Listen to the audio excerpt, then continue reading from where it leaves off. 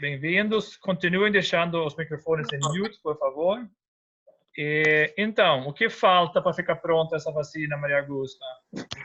Vamos lá, Jonas, vou começar porque eu acho que o teste clínico vem antes de qualquer desafio da gente ter um registro ou mesmo uma licença para a gente poder distribuir essa vacina, enfim, todo o processo de manufatura e de chegar realmente até os voluntários lá na ponta, até a população. Então, primeiro queria agradecer novamente a oportunidade de estar com vocês, fiquem à vontade para fazer qualquer questionamento, a parte científica eu vou tentar endereçar da melhor maneira possível. Então, nós estamos agora na fase de desenvolvimento já tardia, no último passo desse desenvolvimento, que é a fase clínica, o chamado de estudo de fase 3, que é o estudo que ele antecede a comercialização, o registro e a comercialização. E esse grande estudo de fase 3, ele é responsável por mostrar a eficácia, a segurança e, no caso de vacina, nós temos a demonstração também da imunogenicidade desse produto, dessa vacina, que é a capacidade dessa vacina gerar uma resposta imune no nosso organismo que nos proteja contra uma potencial infecção. Então, estamos agora iniciando a parte do estudo clínico de fase 3, dentro do planejamento de todos os estudos que começaram no Reino Unido a partir de abril de 2020, na etapa clínica, ou seja, na etapa em humanos. Já estamos em segmento dos estudos de fase 1 e 2, com mais de 1.000 voluntários incluídos no estudo, e na fase 2/3, que começou também no Reino Unido, já temos mais de 5.000 voluntários dentro do estudo no Reino Unido, já em acompanhamento, e no Brasil começamos em junho essa fase, é o primeiro país fora do Reino Unido a receber o estudo clínico e a testar essa vacina num grupo selecionado de voluntários aqui no Brasil. É um estudo de 5.000 pessoas aqui no Brasil, e no Reino Unido são 10.000, sendo que 5.000 já receberam as vacinas e estão em acompanhamento. Então, agora estamos nesse processo de recrutamento dos estudos, né, dos voluntários para esses estudos, tanto aqui no Brasil quanto no Reino Unido. Nós estamos esperando aí que termine esse recrutamento entre 2 e 3 semanas a partir de agora. A gente já tem 2 sites ativos, São Paulo com a Unifesp e Rio de Janeiro com o Instituto DOR. E em breve abriremos o 3º site do IDOR, que será em Salvador. E finalizando esse recrutamento, a gente vai fazer o acompanhamento dos indivíduos por 1 ano, mas o que se espera é que, compilando os dados que são acompanhados mensalmente pelo comitê da Universidade de Oxford, que avalia sempre esses dados, compilando-os com o que eles já têm em andamento dos estudos de fases anteriores. E, tendo tudo isso avaliado em conjunto, nós esperamos que ao redor de outubro e novembro a gente já possa ter dados de eficácia e de segurança que possam até possibilitar um registro em forma de exceção, um registro excepcional, uma liberação de comercialização em esquema de exceção até a gente ter os resultados finais do estudo. Então, espera-se que até esse período a gente já tenha algum tipo de resultado que nos demonstre ser positivo, e essa é a grande expectativa. Nós ainda não temos o final dos estudos de fase 1 e 2, eles estão acontecendo de maneira praticamente concomitante, com semanas de distanciamento de início entre uma fase e outra, sendo acompanhados pelas agências regulatórias, tanto do Reino Unido quanto do Brasil, muito de perto, e também acompanhados por um comitê, tanto de Oxford como um comitê independente que avalia isso, para garantir que a gente possa ter um desenvolvimento clínico, né, essas fases do estudo bem rápidas, mas que também garantam que nós possamos demonstrar, em primeiro lugar, a segurança e, em segundo lugar, a eficácia da vacina no menor curto período de tempo que a gente possa ter, tá? Então, é esse a expectativa em relação à entrega dos resultados que nós temos. Um fato importante sobre a entrega de resultados, do estudo, a demonstração de resultados, é que esses estudos de fase 3, eles têm um objetivo primário que é clínico. Então, por que eu falo isso? Que um objetivo clínico é realmente reduzir a infecção naqueles que foram vacinados e que estão sendo expostos ao Covid. Por isso que dentro do estudo são dois braços, um braço que recebe a vacina do Covid e outro braço que recebe uma vacina ativa controle, que é a vacina meningocócica. Esses dois braços, eles são comparados para ver o número de casos de Covid que são comprovados por PCR, enfim, que são acompanhados e realmente validados, comprovados, para a gente saber se realmente tem uma proteção nessa população que recebe a vacina teste. E como objetivo secundário desse estudo, que a gente já avalia precocemente resultados muito positivos, é a conversão sorológica, ou seja, como o nosso organismo frente à vacina gera anticorpos, que isso geralmente acontece entre 7 e 14 dias após a vacina. Logo nos primeiros dias já começa uma curva ascendente, esse pico geralmente em 14 dias. E o que nós queremos comprovar, além dessa viragem sorológica, como eu falei, é que se esses anticorpos gerados realmente são capazes de evitar uma infecção e por quanto tempo tanto essa proteção se sustenta do ponto de vista clínico, quanto do perfil de anticorpos, qual a durabilidade desse efeito. Então, esse estudo está sendo conduzido para durar 1 ano, mas essas respostas principais, nós esperamos que a gente consiga já, em pelo menos 3 ou 4 meses de condução do estudo, numa análise intermediária, que nós chamamos de análise interina, ter esses resultados que possam, dada a situação da pandemia, ter uma resolução ou uma liberação mais precoce, condicionada até a gente ter o final do estudo, para não ter que esperar até o meio do ano que vem para ter esses resultados e poder disponibilizar uma potencial solução, uma potencial esperança relacionada à vacina. Tá?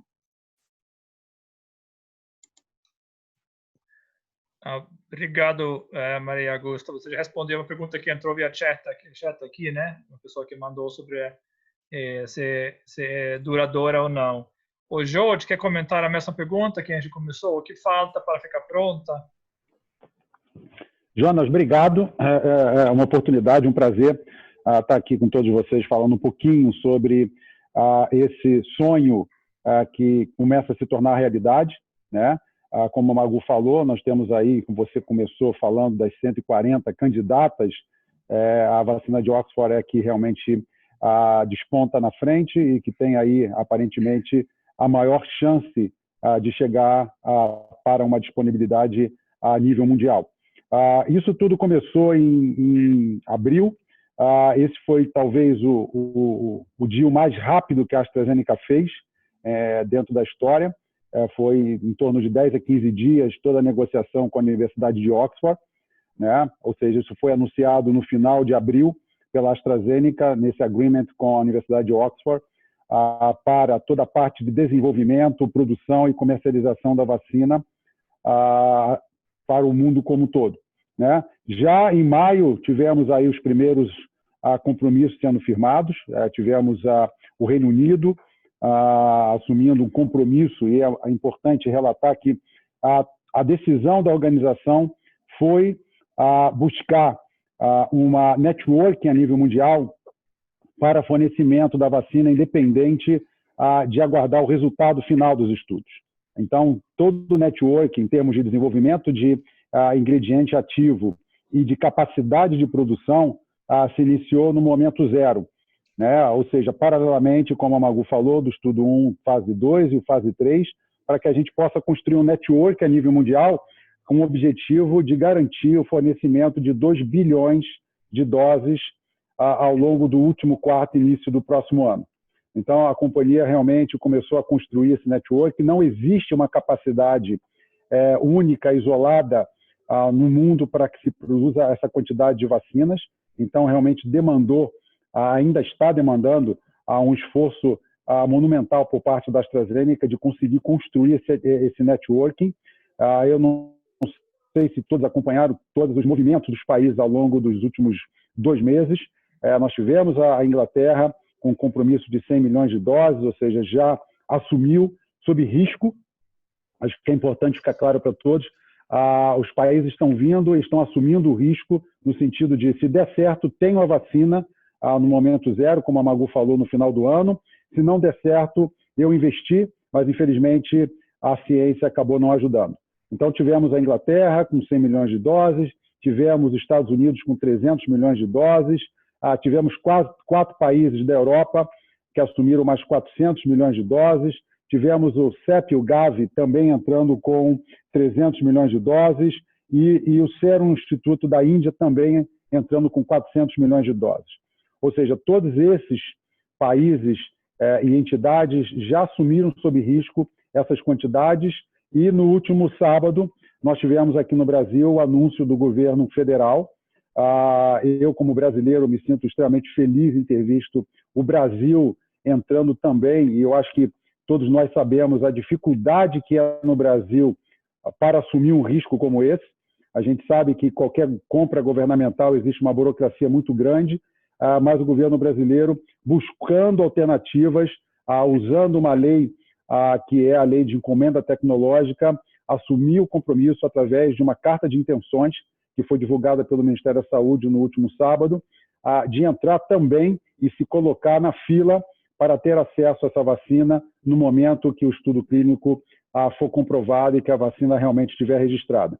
Então, o governo federal entrou com uma encomenda da tecnologia e também, inicialmente, de 30,4 milhões de doses da vacina, que tudo ocorrendo conforme o planejado, 15,2 milhões de doses já disponibilizadas para o governo brasileiro no final do ano, em dezembro, e 15,2 milhões de doses chegando em janeiro. E também um compromisso de, confirmada a eficácia da vacina, um outro pedido de mais 70 milhões de doses a serem programadas para chegar no início do primeiro trimestre do ano que vem. Então, esse foi o acordo divulgado. Para nós brasileiros e aqui na AstraZeneca do Brasil, ficamos muito felizes em ter esse compromisso do governo brasileiro de entrar nessa fila que hoje aumenta a cada dia. Nós temos aí mais 3, 4 países entrando e anunciando nos próximos dias também o compromisso de upfront investir para garantir que, caso a vacina se confirme, ter acesso às doses já a partir de dezembro, outubro, novembro e dezembro desse ano.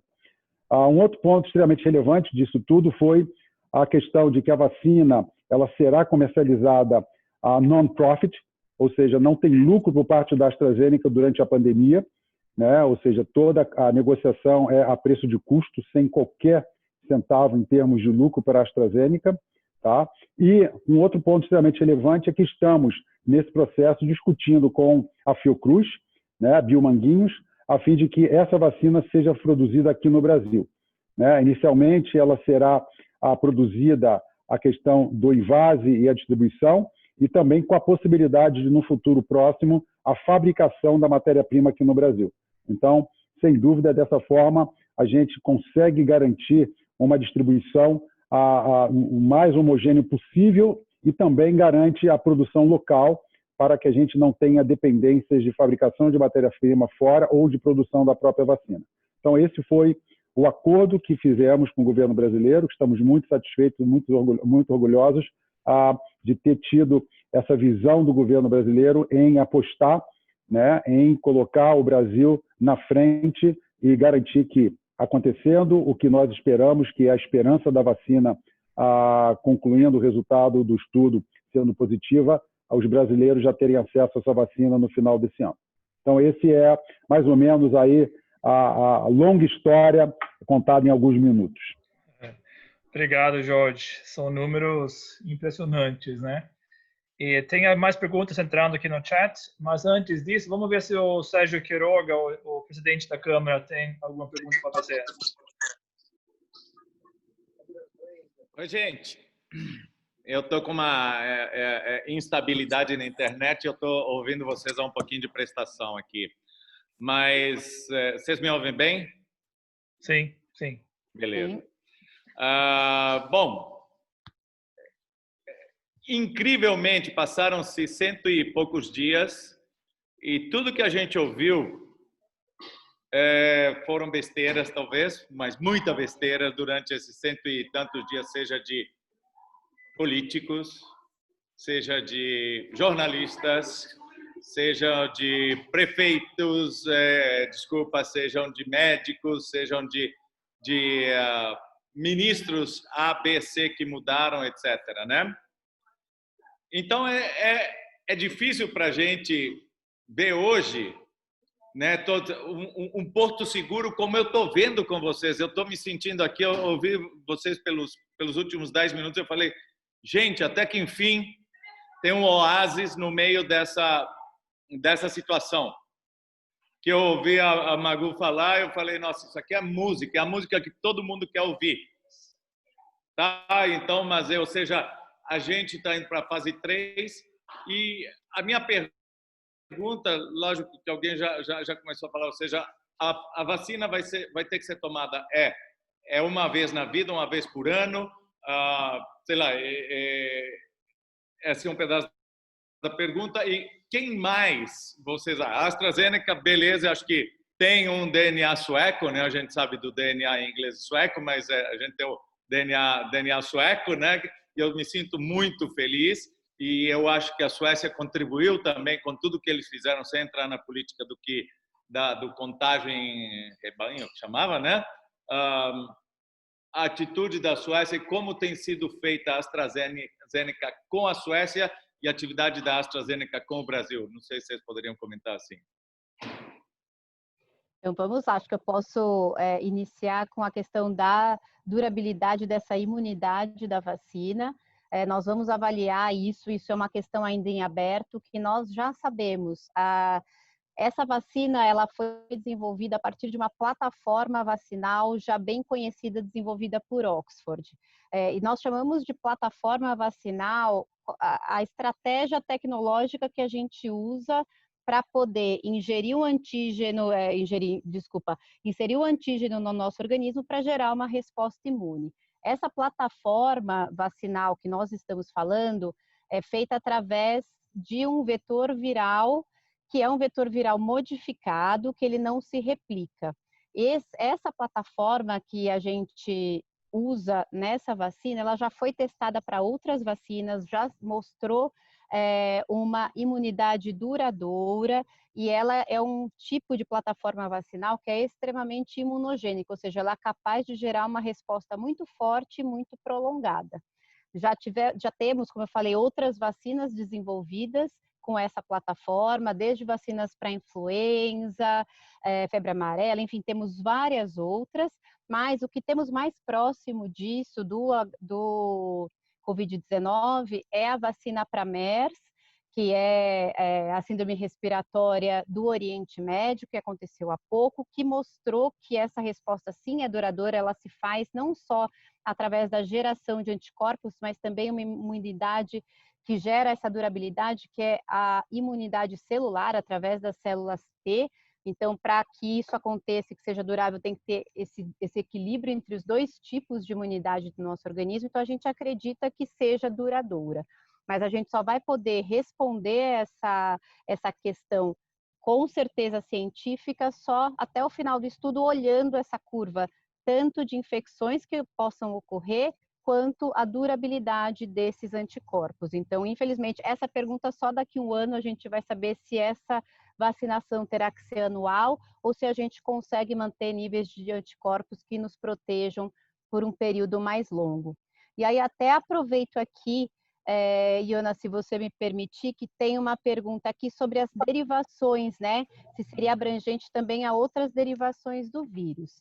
Essa vacina, ela não usa o vírus inteiro. Então, entre as plataformas vacinais, existem as plataformas que usam os vírus inteiros, que podem ser vírus atenuados, eles são enfraquecidos e são inoculados, ou vírus mortos, vírus inativados. E essa plataforma que a gente está falando, ela usa um outro vetor viral. Então, nós usamos um adenovírus de chimpanzé, que ele é incapaz de se replicar no nosso organismo humano, e ele é geneticamente modificado para apresentar uma só proteína do Covid-19, que é uma proteína que se chama proteína spike. E essa proteína é a que o vírus usa para entrar no nosso organismo. É o primeiro ponto de contato para penetrar nas células do organismo e causar a infecção. Então, ela é feita a partir desse target, desse antígeno específico do vírus.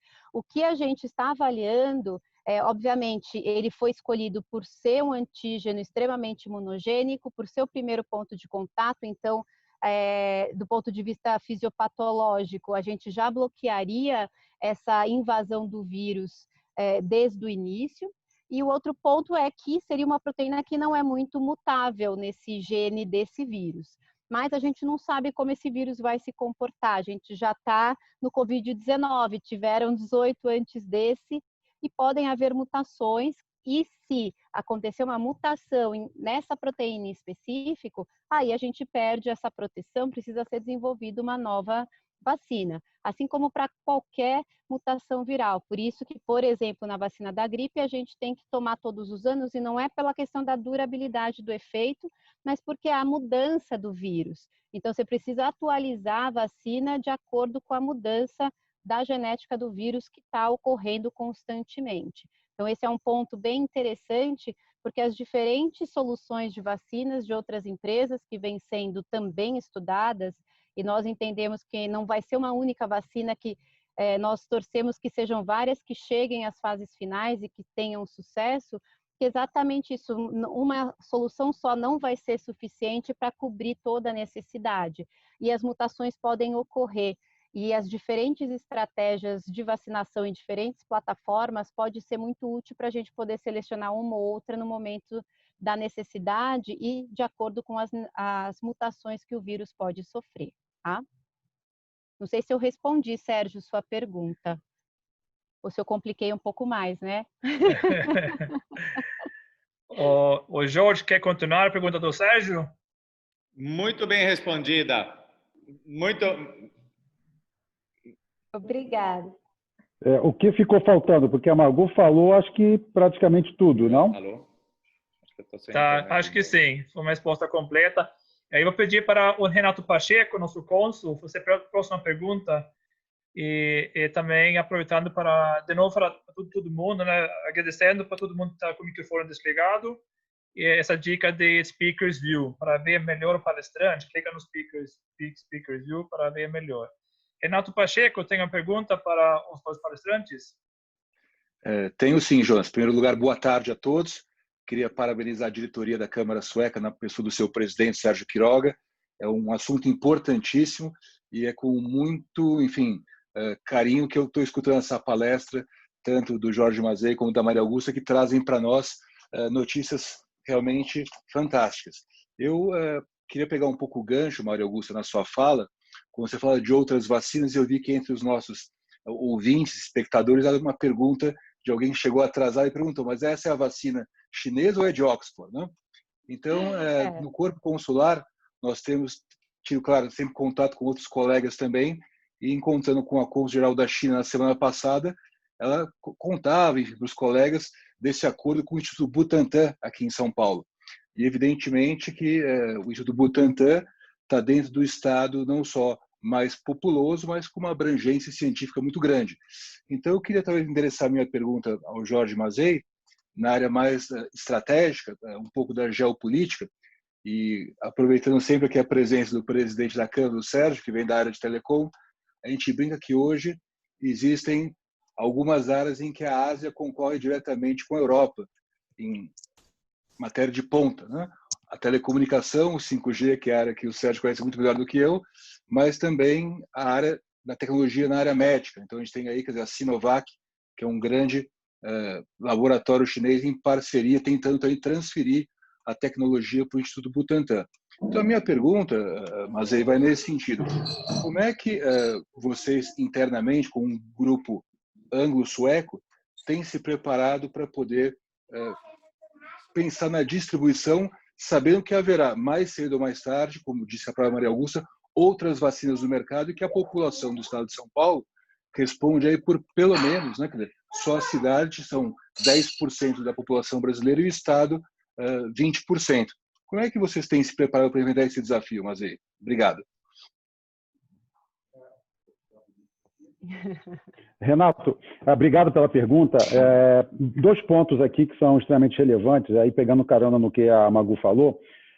Nós torcemos que não só a nossa vacina, mas que as demais vacinas também cheguem no final com excelente resultado, porque como eu falei no início, nós estamos trabalhando arduamente para conseguir 2 bilhões de doses, né? Mas sabemos que precisamos aí imunizar 7,7 bilhões de pessoas no mundo como um todo, né? Então, a gente precisa realmente que outras vacinas também cheguem ao final com esse resultado que esperamos para a vacina de Oxford, para que a gente possa garantir realmente um suprimento para a imunidade da população como um todo.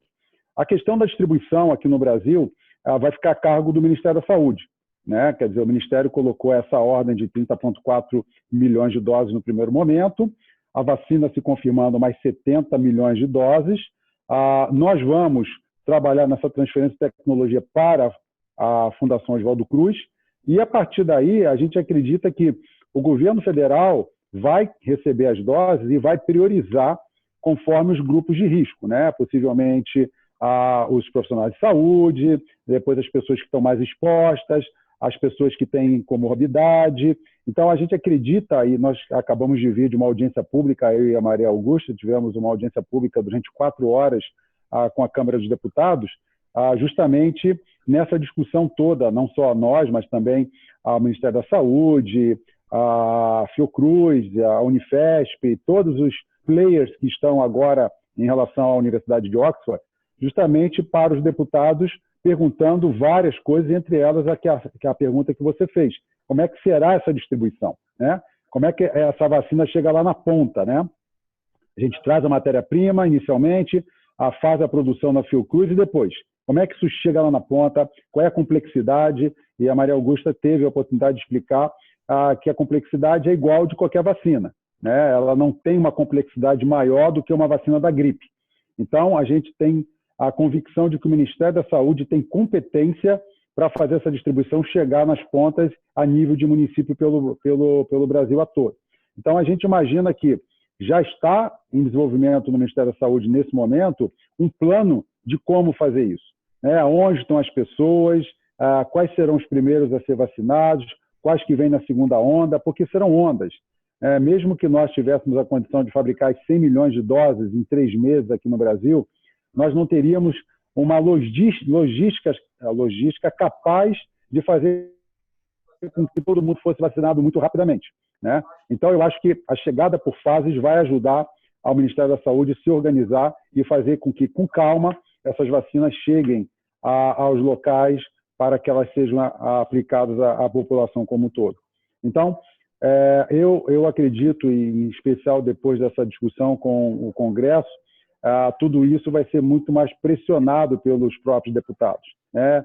Garantindo dessa forma que não haja falta de recurso para que tudo isso aconteça de uma forma bem tranquila e de forma acelerada, né? O quanto mais acelerado possível.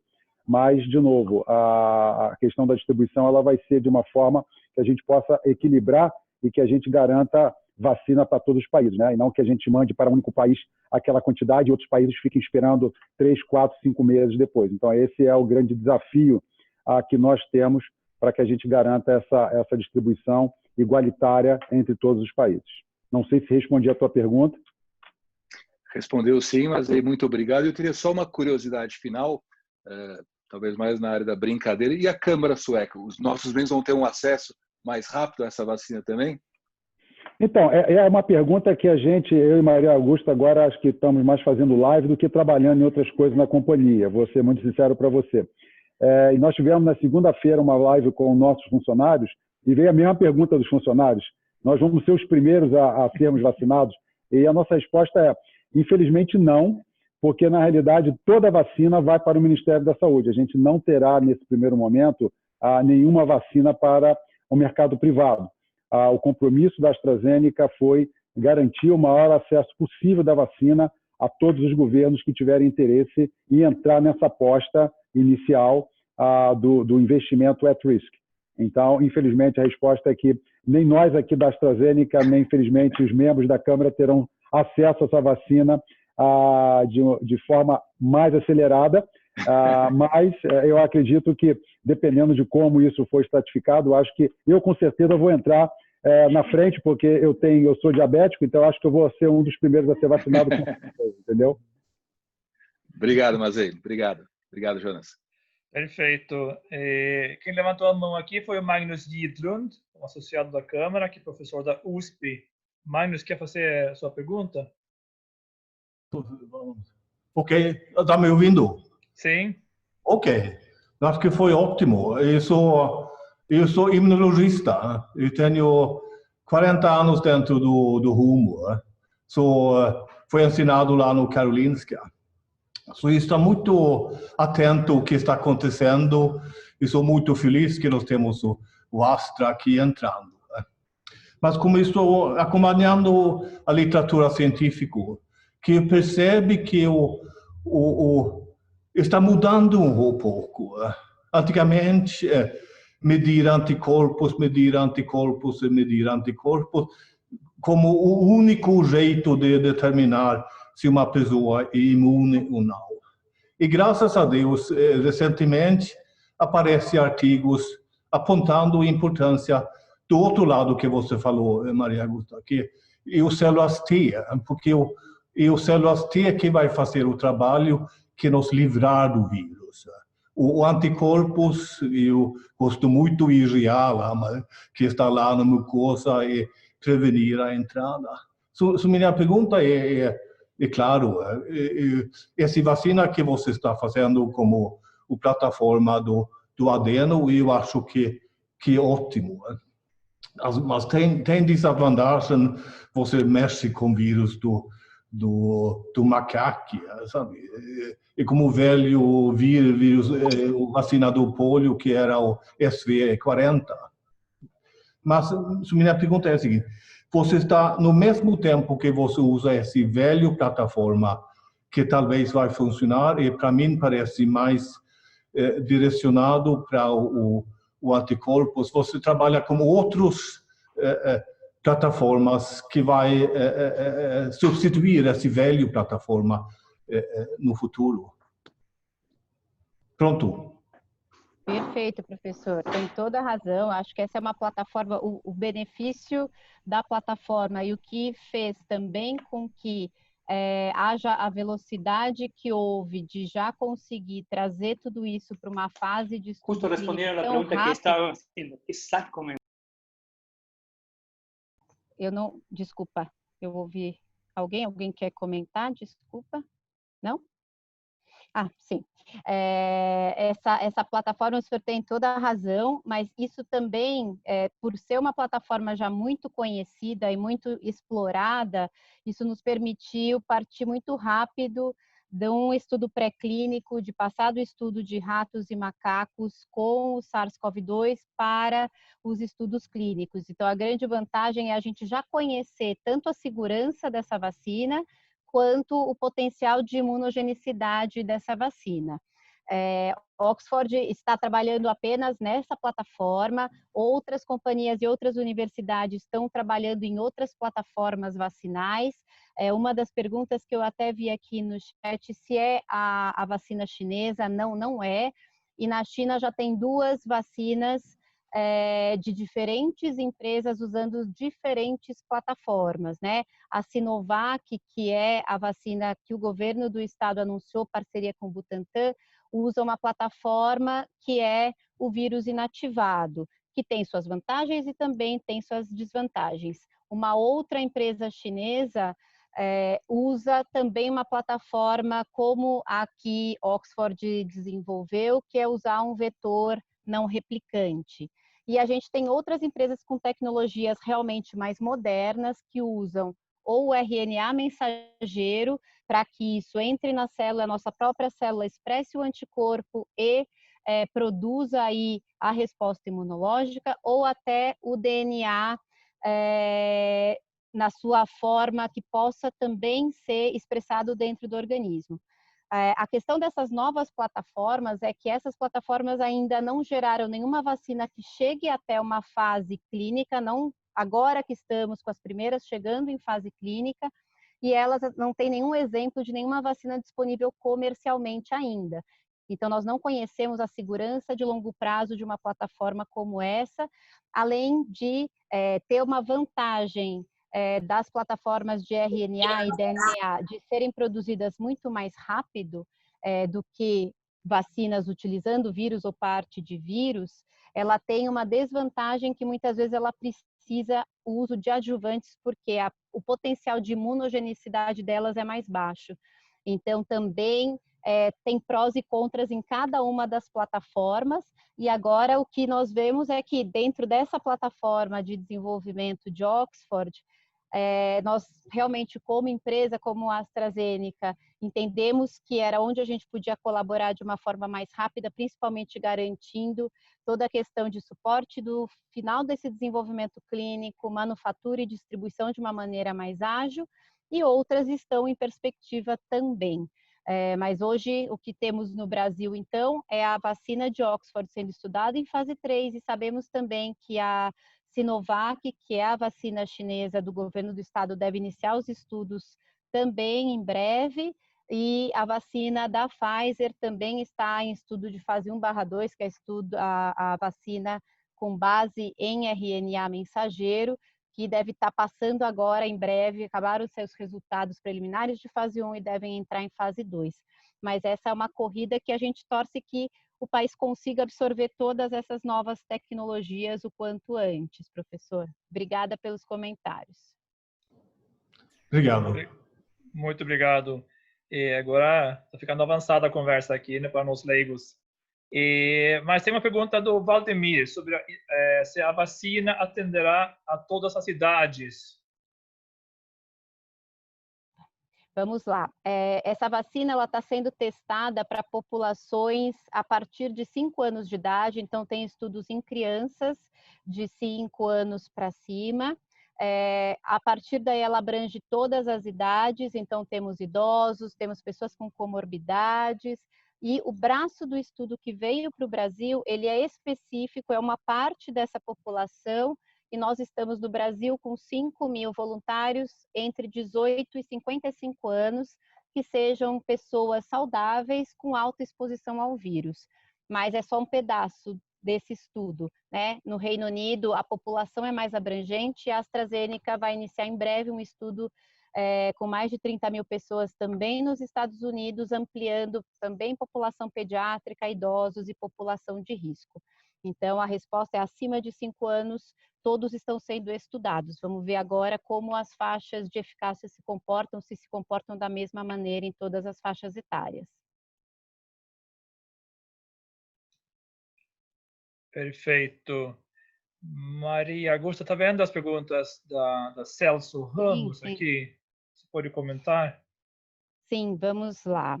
O Celso perguntou sobre alguns inconvenientes dessa plataforma para sua aplicação em massa. Não sei se já avançou algo desde aquela época. Então, baixo rendimento volumétrico, a baixa estabilidade da vacina, e não havia sido caracterizada a produção de anticorpos contra a plataforma. E ainda, qual seria o custo estimado da dose?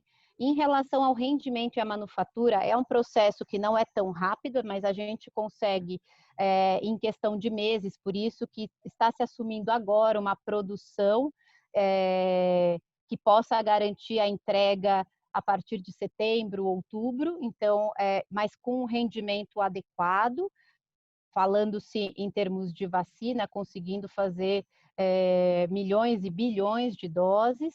A estabilidade da vacina, ela é mantida. Hoje a gente tem estudos de estabilidade já em andamento, inclusive com as temperaturas de refrigeração, e a durabilidade é satisfatória.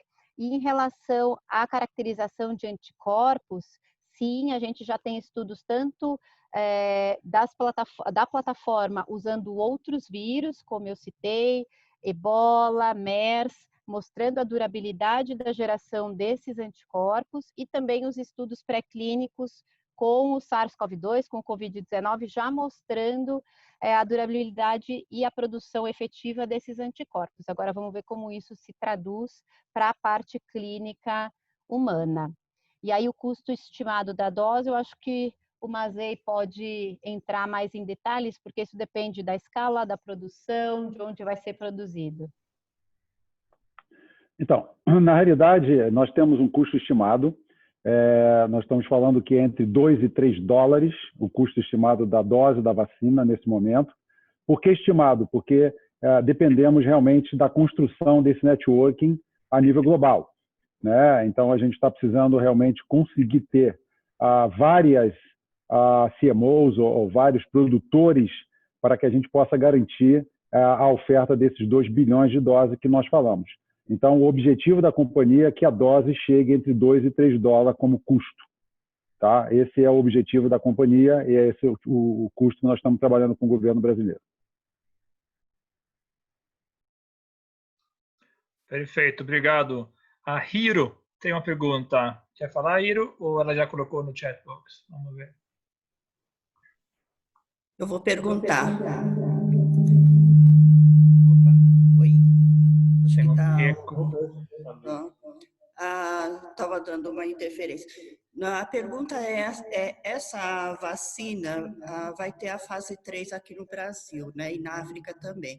Mas eu acho que já tem algum dado de fase 3, acho que no Reino Unido, né, porque é uma coisa que não é divulgado, mas a gente vê alguns comentários, então eu gostaria que comentasse o que tem a esse respeito. E uma outra coisa também, como o Magnus assim comentou, como que foi a avaliação em relação à resposta celular, né? Porque os spike, assim, a finalidade é suscitar esse anticorpo anti-spike, que é importantíssimo na entrada, mas a celular é o que garante uma proteção a longo prazo.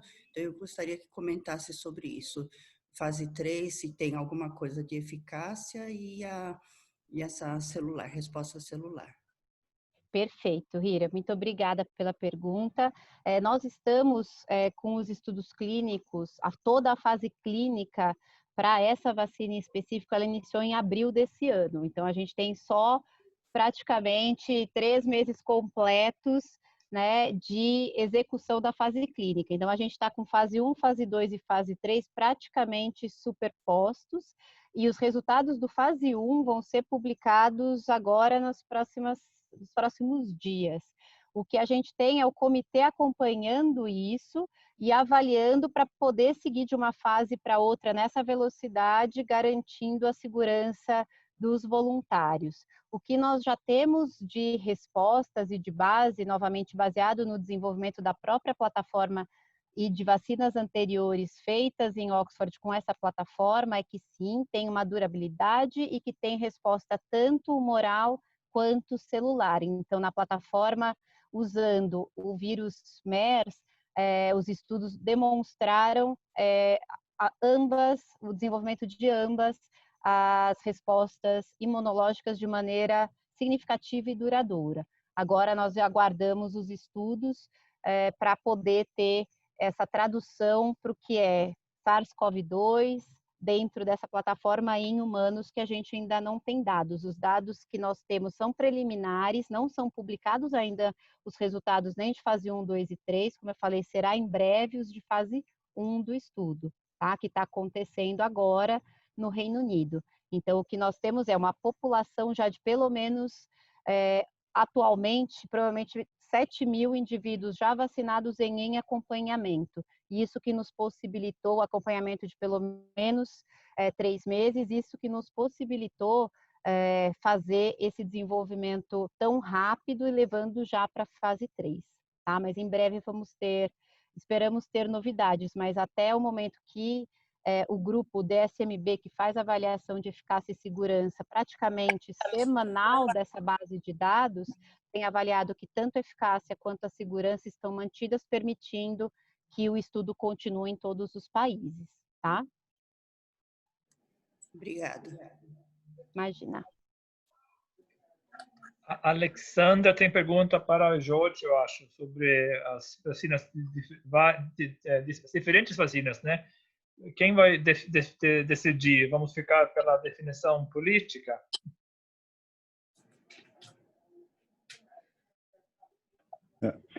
Na realidade, é uma decisão do governo brasileiro, né? Eu tenho certeza que o governo está avaliando todas as vacinas.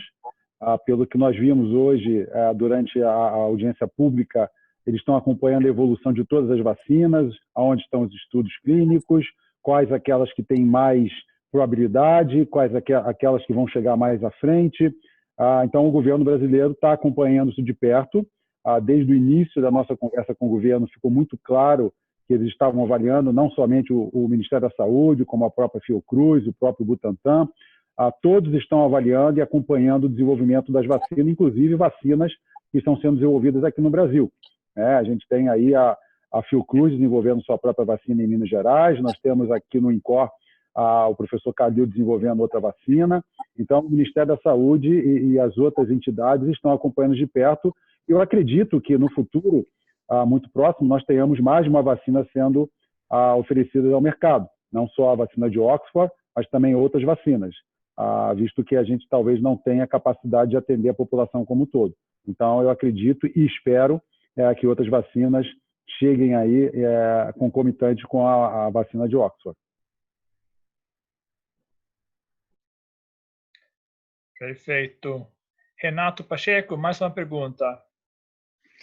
Eu tenho uma pergunta, de novo, nessa área um pouco mais geopolítica, Jorge. Nós temos tido muitas restrições no comércio internacional pela proibição de trânsito internacional de passageiros. Hoje a União Europeia reabriu as suas fronteiras, né, para uma série de países que estavam proibidos de ter os seus cidadãos visitando a União Europeia. E nós sabemos que os suecos são, no mundo, o povo que mais viaja per capita, né? Então, hoje nós temos mais ou menos 1 bilhão de pessoas viajando, que não são, talvez, números absolutos, mas podem ser mesmo as pessoas viajando várias vezes, os executivos de empresas, por exemplo. Né? Como é que a AstraZeneca tem visto, talvez com o governo federal, essa questão do certificado de vacinação internacional? Porque essa é uma questão que, com certeza, é chave na retomada do novo normal. Vocês têm também discutido um pouco esse assunto, como vai ser esse controle, porque pode ser que o certificado de vacina vale até mais que o visto, né? Não haverá nem visto sem o certificado de vacina. Então, pode ser que os consulados, o nosso está aberto aqui em São Paulo, mas muitos colegas da União Europeia estão com os consulados fechados pela proibição das suas capitais na Europa, de não poder emitir visto para ninguém apenas em caso de emergência. Qual que é a situação, Jorge? Então, eu não sei explicar para você, eu acho que esse é um excelente ponto para que aqui no Brasil a gente leve para a Câmara dos Deputados. Né? Eu acho que é uma oportunidade de levantar esse ponto dentro da Câmara dos Deputados, em especial para que a gente possa realmente reatar todos os movimentos de viagens, porque hoje a gente percebe que, mesmo que as companhias voltem a ter seus voos, as pessoas vão ter muito receio em pegar um avião de uma viagem de 10, 11 horas. Né? Então, eu acho que esse deveria ser um movimento global, não só aqui no Brasil. Eu acho que aqui no Brasil, com certeza, a gente pode tentar conversar com os deputados que fazem parte dessa comissão externa do Covid-19, mas eu acredito que deveria ser um movimento global da própria Organização Mundial de Saúde, no intuito de tentar criar alguma coisa específica relacionada ao Covid-19. Porque aqui no Brasil, a gente percebeu hoje na audiência pública que uma das grandes discussões dessa comissão no Congresso é a caderneta de vacinação.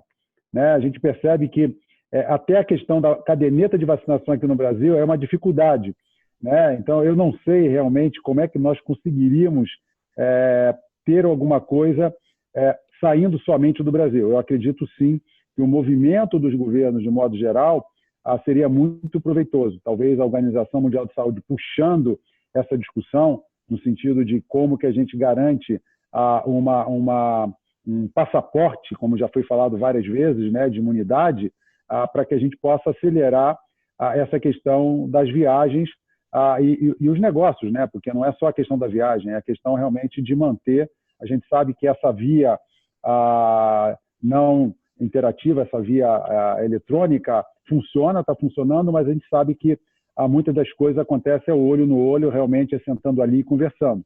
Né? Então, eu acredito que, sem dúvida, eu acho que o governo da Suécia, a Organização Mundial de Saúde, eu acho que deveríamos tentar puxar essa discussão, e o que nós podemos fazer aqui é conversar com o deputado Luizinho, o deputado Carlos Zanotto, que são as pessoas que estão liderando essa comissão, e tentar ver com eles se existe algum movimento que poderia começar também aqui pelo Brasil. Então, eu acho que é uma boa ideia, a gente pode tentar conversar com os dois para ver se isso é algo que o Brasil pudesse liderar. Né? Eu acho que não só liderar o segundo lugar em número de infectados, talvez a gente pudesse liderar também a questão de puxar a questão do passaporte de imunidade para o futuro aí das viagens.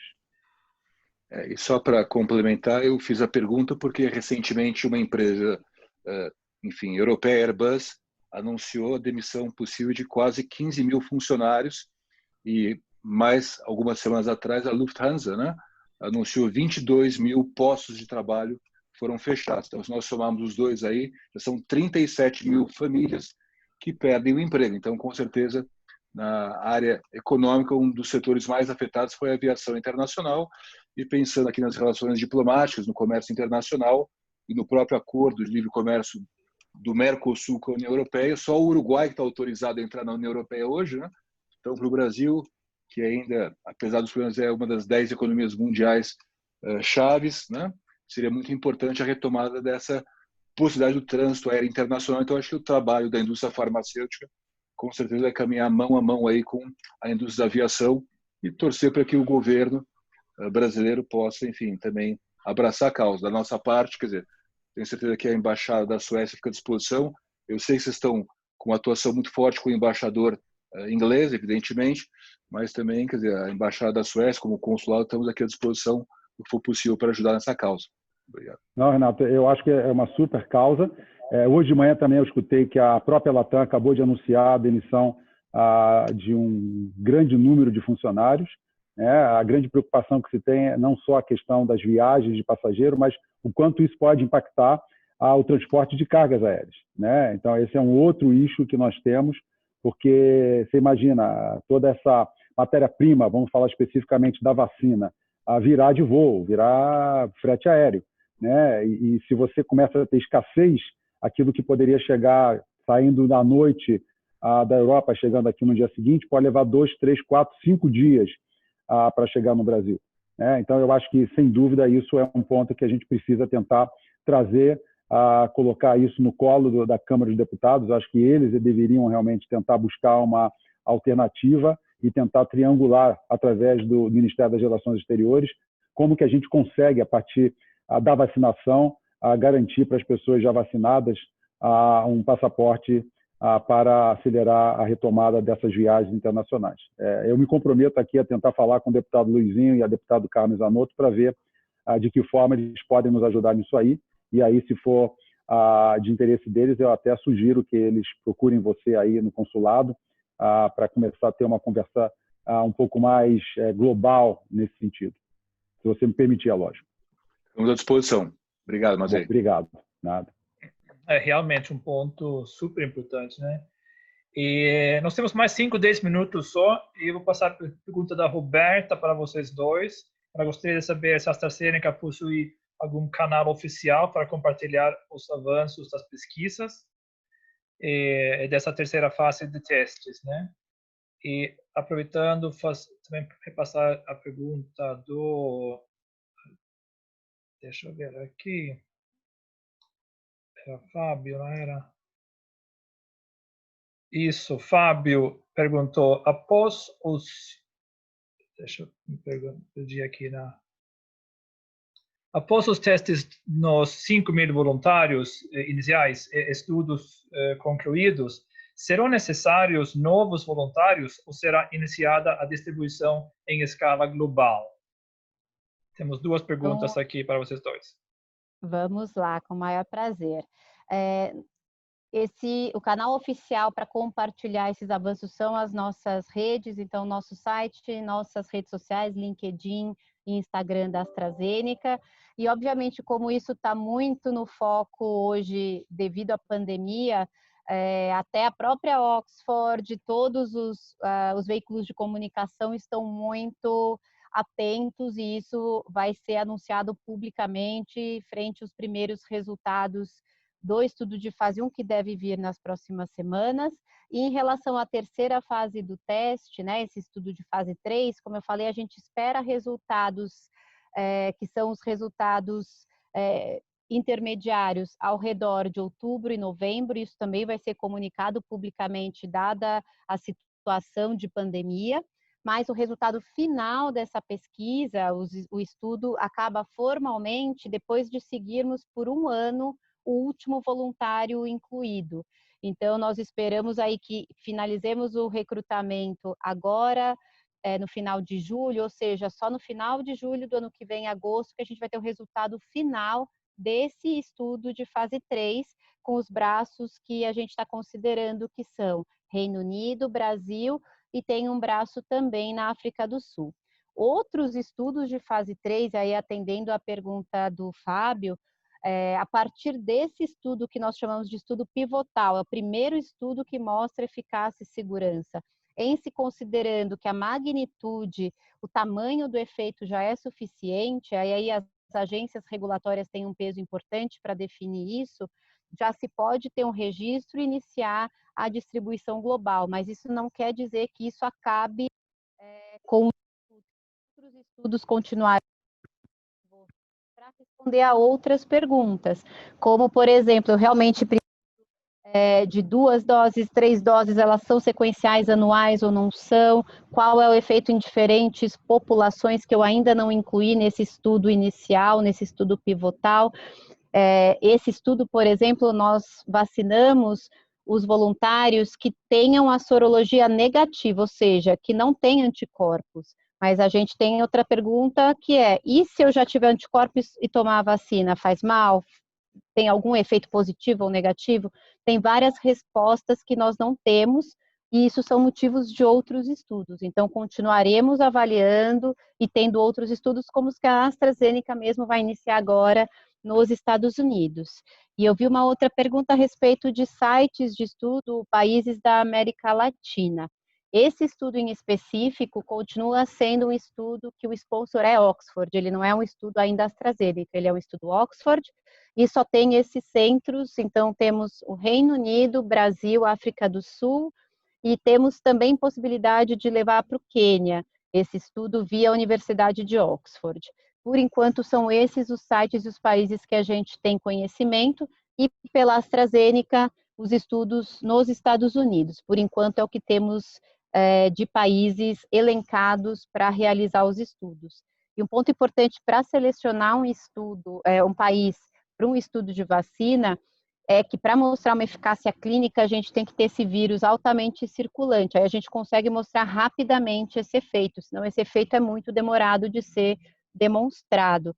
Então, em países que as taxas já estão decaindo ou que as taxas de infecção são muito baixas, são países que geralmente não recebem numa fase aguda como essa estudos de vacina. E esse é um dos motivos que o Brasil recebeu um braço do estudo, por ser um dos países que a infecção mais cresce, tem maior mortalidade ainda, continua em curvas ascendentes.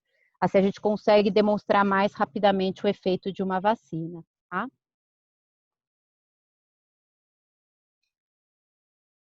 Obrigado. Jorge, você quer complementar da última resposta?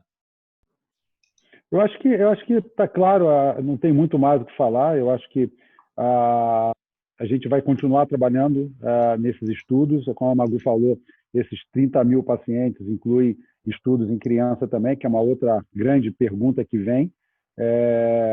Parece que aqui no Brasil, a Magu já falou, São Paulo, Rio de Janeiro e Salvador. Então, eu acho que esse é o tamanho do estudo que a gente está conduzindo e a gente espera realmente que setembro, outubro, tenhamos aí os resultados que sejam positivos. Acho que não tem muito mais do que falar. Perfeito. Estamos chegando, acho que no final do webinar. Maria Augusta, está vendo a última pergunta aqui do Celso? Você quer comentar? Sim, sobre os insumos esperados, se esperamos algum problema em relação à produção para a escala global e se assegure que esses materiais não faltam para a produção no Brasil.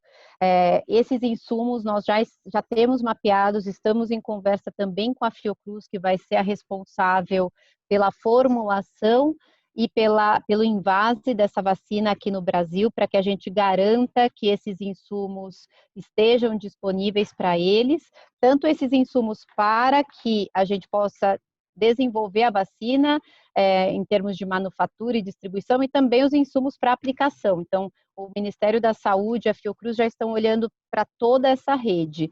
E essa é uma preocupação real e por isso que nós estamos levando isso para uma escala global e fazendo esse networking, como o Mazei citou, de outros pontos possíveis de fabricação e geração desses insumos, para que realmente a gente não tenha nenhum problema de falta de insumos para poder fazer a vacina.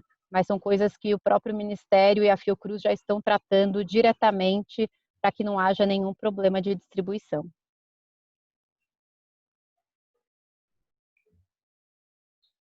O Celso agradecendo a sua resposta.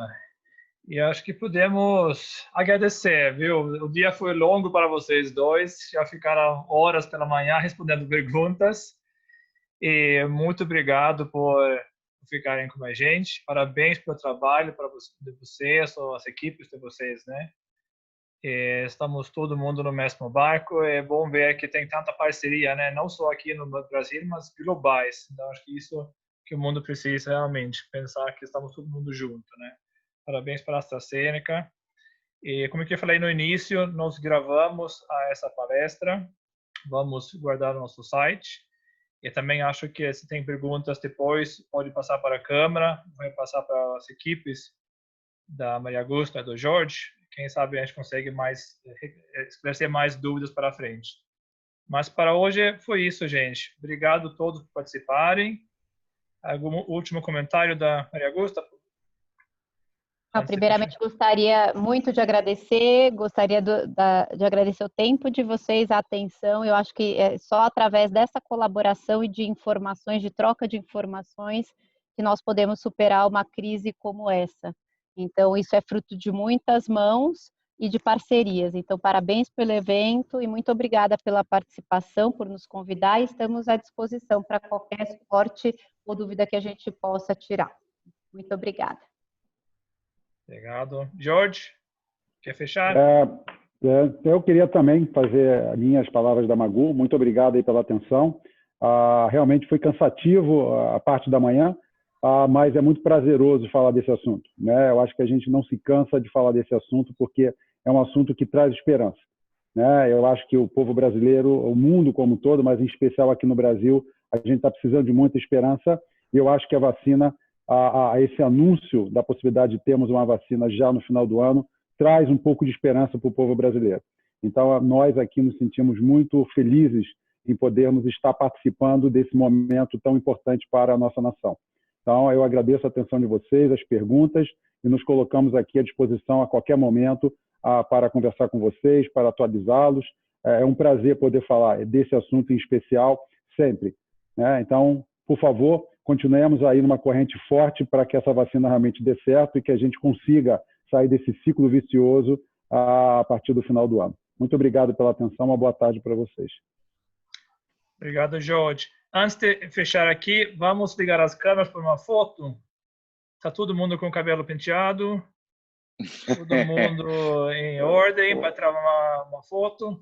Hoje, você vai ter que tirar a foto, Jonas. Eu tô com um problema no computador, você tira hoje. Eu posso tirar. Eu pedi também para Renato tirar algumas fotos. Renato tem um print screen também. Enquanto todo mundo liga as câmeras aqui, posso divulgar a nossa revista Nordic Light, que saiu hoje.